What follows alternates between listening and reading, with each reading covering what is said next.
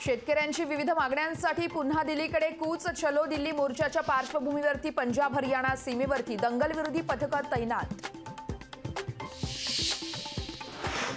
मुख्यमंत्री एकनाथ शिंदेंच्या बालेकिल्ल्यात शरद पवारांचा दौरा. उल्हासनगरमध्ये शरद पवार एल्गार परिषदेतून पदाधिकाऱ्यांना मार्गदर्शन करणार.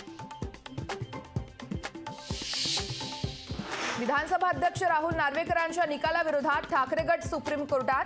ठाकरे गटाच्या याचिकेवर आज होणार सुनावणी. शिंदे गटाचे आमदार अपात्र करण्याची याचिकेतून मागणी.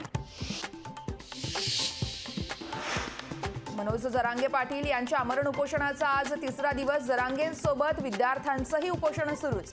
जरांगेंचा उपचारासाठी मात्र नकार.